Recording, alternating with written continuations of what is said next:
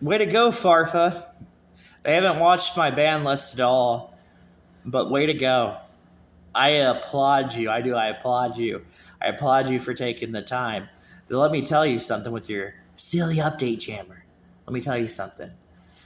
Somebody's going to listen. You're going to listen, definitely.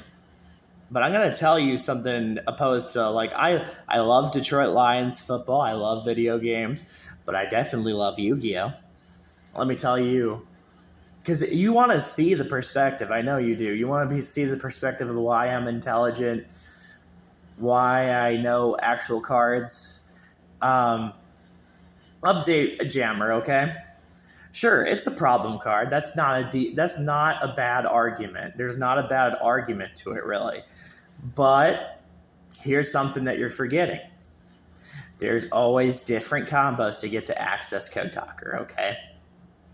As long as that's a key contagion, as long as that can happen, it's a problem.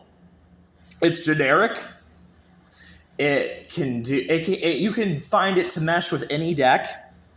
Now, you would probably try and even make the silly argument, well, isn't it fair that I get to use Access Code Talker? But that's the problem.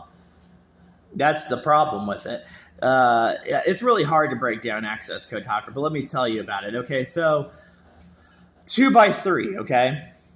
Like 2x3, okay? So 2x3 is it's a very mean thing, but you're just gonna have to learn to actually play Yu-Gi-Oh! And it's not nice.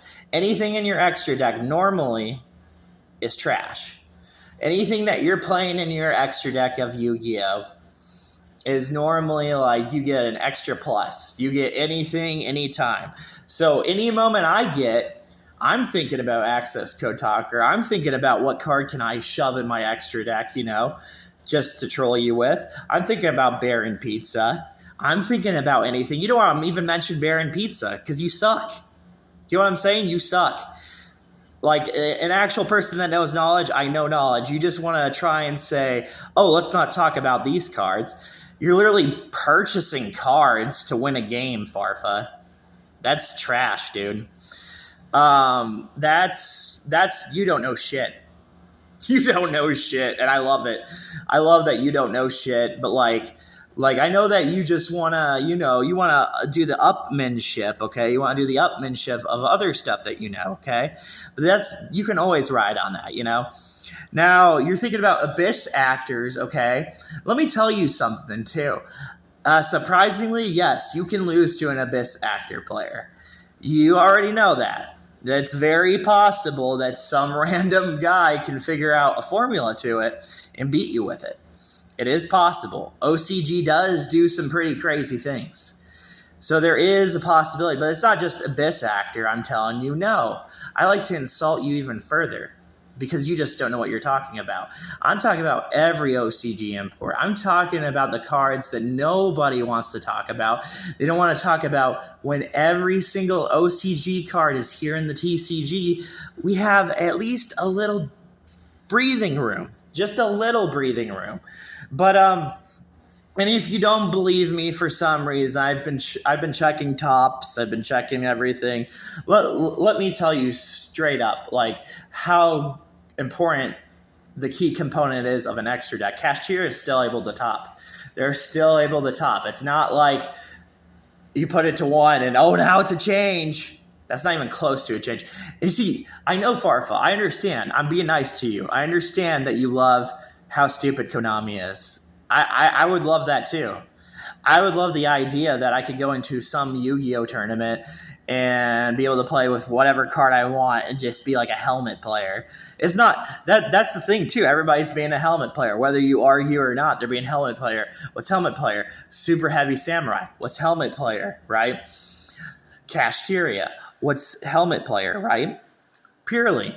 They're all helmet decks. It's not like you're doing anything. It's always been Noble Knights. It's always been Burning Abyss. It's always been the same formula where you're just purchasing these decks. And then as soon as you're purchasing these decks, you're topping an event. Now, I recently was looking at a Spiral profile, and I was laughing at the Spiral profile because I do like Spirals. But They got like third place or something. But let me tell you something. They had to use Small World in there, and I'm gonna tell you what's actually unhealthy with Yu-Gi-Oh. They're making you buy an expensive card, Small World, to get to Spiral. But do you think that's stupid at all? I'm pretty sure you think that's stupid, but you're not gonna say it. I think Small World's definitely stupid. I definitely think it's an annoying card. I definitely see the combos that you can pull off. And if you can pull off those combos, you're ahead of the game and you have a chance. And getting third place, that's not to be ignored. If you can get to top 4, you're decent. But if you can't get to top 4, even if you get to top 8, you're decent.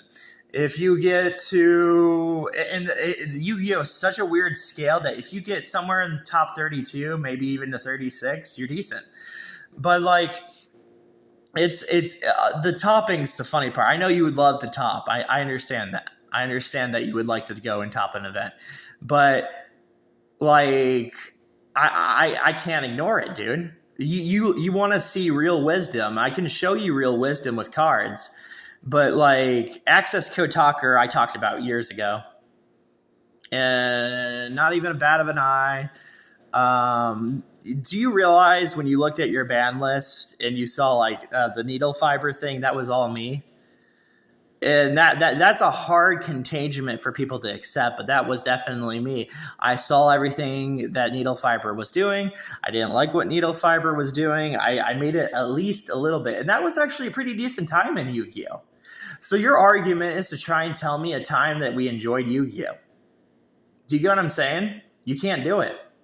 I know you can't do it. You suck. You don't know what you're talking about, dude. Every time you try to say you know what you're talking about, it just doesn't make sense. It's like you have Pot of Prosperity. Do you own Pot of Prosperity? Please show me you own Pot of Prosperity and show it to my face. Or please show me that you have like some kind of acceptance. Are you going to be a liar? But I don't care if you're a liar. I mean, that's easy to see from you. That's a lot of problems with Yu-Gi-Oh players is they do get kind of predictive sometimes. It depends on what you're getting predictive about. But I do like that you wanted to hear a real talk about Access Code Talker. You want to hear something? It's the argument that what Access Code Talker can do versus other link cards. You know, you can definitely run over Appaloosa. Okay, so you can run over Appaloosa. There's a way to get around Appaloosa. But when it comes to Access Code Talker, what makes Access Code Talker not fair is that it comes out and it decides a game. Because to really get past Access Code Talker, you got to be crazy. You got to be crazy. You got to think you know what you're doing to get to Access Code Talker. Now, how about you? How about you show me a simple way to get around Access Code Talker and do it consistently? I'm not talking about doing it one round. I'm not talking about doing it against one duelist because you never know what duelist you're doing on your channel. You know what I mean? But like, I'm talking about show me that you can get around it and there's an effective way, okay? Keep showing me that. Did you know that I do not like in preference? Do you know why I don't like that card? Let me tell you why I don't like that card. I do not like that card because I already know what it does. I already know that it's one more little boop, and then you're doing something, okay? You're doing something enough. It's a card that goes very under the radar, just kind of like Drolock. But Drolock's fair. I do find Drolock kind of fair. But when it comes to Imperm comes out, you know, and does its thing. It does enough to interrupt and give you another disruption that you need. Now, for me to go back to competitive Yu-Gi-Oh, okay? Because I know that's what you want. You want me to go back to competitive Yu-Gi-Oh, but I've already went. I can just simply go off your little Access Code Talker thing, and I'm just going to tell you why I'm going off your Access Code Talker thing. It's the problem, and you know this. You know it's the problem. Maybe you see that I could tell Konami how to make a decent ban list. It's a very, very big problem with Yu-Gi-Oh. A very big problem with Yu-Gi-Oh is that not only do they have these expensive cards, and normally that's not too bad. It's not too bad to have too many expensive cards in Yu-Gi-Oh. I'm an open mind person, dude. I'm an open mind person if they can justify a price to a card, sure. But they have to justify a price to a card. But the problem is the function of Access Code Talker. And it doesn't help to do a tangent of update jammer. That does not do anything for you at the end of the day. As another thing, just so your heads up, update jammer is a slot. And as long as update jammer is a slot, it's hilarious. It's taking a slot in your extra deck. You know that's what it is. And I mean, like, whether you try to argue with your stupid update jammer, it's not gonna work, dude. You're taking another slot. And honestly, I'd love just to ruin your Yu-Gi-Oh fans. I do, because let me tell you why I'd love to ruin your little troll fun. Because you're not Yu-Gi-Oh fans. No, you are not Yu-Gi-Oh fans. You love the thrill of not being a Yu-Gi-Oh fan. You love the idea that you have one more extra slot in your extra deck, you know?